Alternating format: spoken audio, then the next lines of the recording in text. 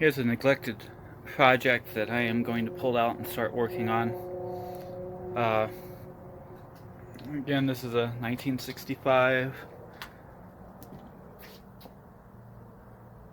Ford T1000. The engine is tired, very, very, very tired.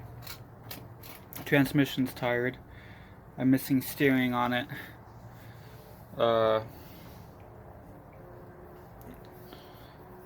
So what I'm going to do is I'm going to clean it up, clean it up, clean it up. I think on this one we're going to put new tires on it, front and back.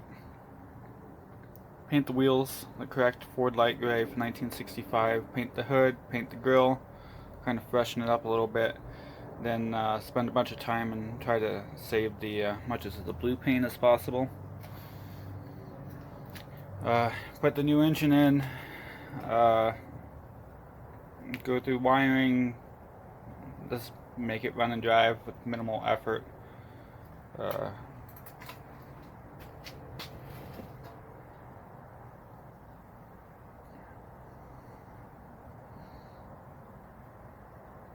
yeah, let's pull it out and get it washed. So we're back inside, all washed.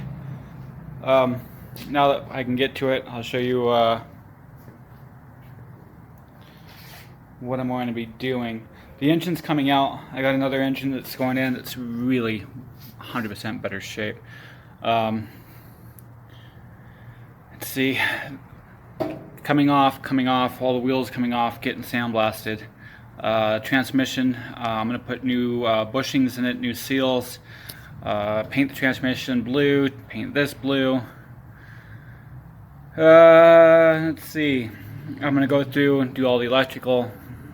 I'm mechanically going to go through everything, and I'm only going to worry about the gray paint and the only red paint. The hydraulic lift is going back on. Let's see what else I'm going to do. New tires, new seat. I've decided that I don't have time to restore everything, so I'm going to go through what I have before I start my restorations again and try to get everything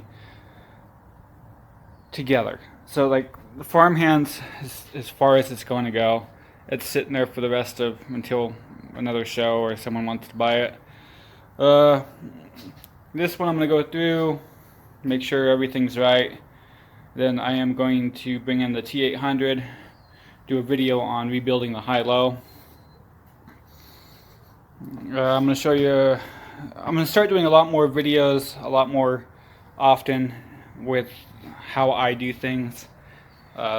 People will disagree with how I do things, and that's the power of the internet. So I like to not complicate things. So we're going to start taking this apart. Hopefully get the engine pulled today.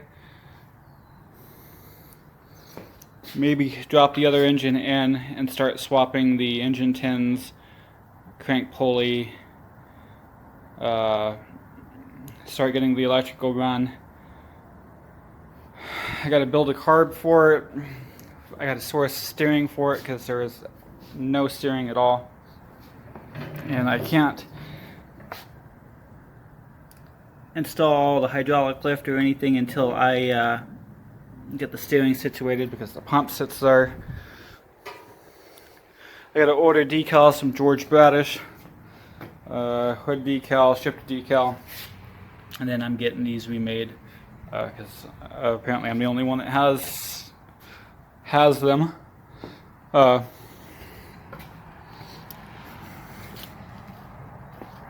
Here's the Ford version. So there's not many high-lows known to exist, and decals usually get blown off. So I think this one I want to stay with narrow tires, 612s. I'm not going to do tri-ribs. I'm just going to do the Firestone version of these. Keep it simple. Seat pan. You can see that it's you can see holes in the bottom. I got tools coming out of it. So I'm going to be on the hunt for another seat pan. But the problem with another seat pan is either I'm going to have to part out another T, and you don't part out T's, or I'm going to have to paint one blue. So it is what it is. This is the one that's got the high-low transmission, so I'm going to go through and go over everything. So yeah, let's get this engine pulled. Okay, we dropped the new engine in. This is only held in by 2 bolts because it's not staying in there. It's easier for me to put it on, roll it outside, pressure wash it, get it somewhat cleaned up. So this is the engine that's coming out. All the sheet metal, correct brackets, everything is going on to that. There is different brackets for a 65 Ford and a 66 and 67 Ford, so don't think you're going to be swapping these over and being correct. So I'm going to swap over all the sheet metal, starter gen, all the better stuff. Carbs coming off, it's a Walbro. We got a correct number 26 Carter that's going to get rebuilt. We're going to rebuild the fuel pump, new points, new coil, condenser. We're going to go through everything as we go. So my next target is to get all the sheet metal swapped over, and then we'll probably start ordering parts, start getting parts coming in. I got a Moline seat pan right there that's not absolutely pretty, but it's in better shape than mine. So I think I might do some hammer and dolly work on it, get it better, get it blasted, get it painted. Because I don't have time for restorations at this time. I got too much on my plate. So yeah, on to the next step. So I'm pulling the sheet metal, and you can see that I got a bunch of buildup of dirt, crud, debris. So this is a very good time for you to come in and blow it out, pressure wash it, clean it, and clean that up, because bad airflow causes an engine to overheat, and it's very common on Coleys when they get, this is 65, so what is that, 55 years old. So yeah, it's a good time to do some basic maintenance while you're in here. This pipe, I'm going to attempt to get it out. To try to get these bolts that hold it into the block out without breaking is almost impossible. So I have a thread pipe threader tap that I am going to probably slit a hole in this, slit it open, and kind of cave in the pipe, and then try to clean up that pipe so I can put a new pipe in, because the pipe should be like 10 inches long or something. PTO is going to come off. Yeah, was probably going to go on the a white 110. So yeah, keep on trucking. So this is how you remove an electric PTO on a 68 through 71 Ford Jacobsen's Molines whites. You remove the screw, the bolt with the washer that holds the PTO on, and then you get this big giant bolt that threads into the PTO. And this is a bear of a job sometimes, but you need to spray a bunch of lubricant in it, let it sit, and then the easiest way I found is to loop a small belt around it, and through there it kind of locks it in, and then I can put my tool on it. See if I can do this with no hands. And then what you do is you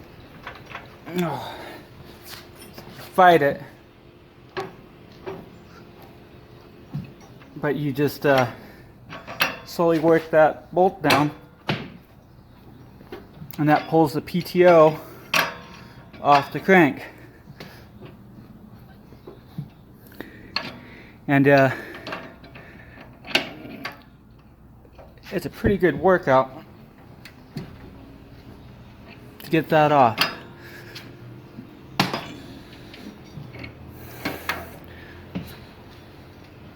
So turn this off for a second, and I will finish pulling this off and show you what's left. So the PTO is off, slides off that shaft, and all you have to do now is take this set screw off. This slides off, and I can convert it to a 1965 style. But you can see on the PTO that there's threads, and this big giant bolt threads that down, and it pulls it off the crank, and you can see with that bolt presses against the crank, and it slides off the PTO. It's a pain in the butt, but it's not as bad as a bunch of other manufacturers. So that concludes this little video, and then I have a bunch of new stuff coming in. We're working on video editing equipment and bigger, faster computers and everything that's going to make this a little bit easier and funner for you guys to watch. I'm going to try to do more educational stuff instead of me just driving around tractors. So that's it.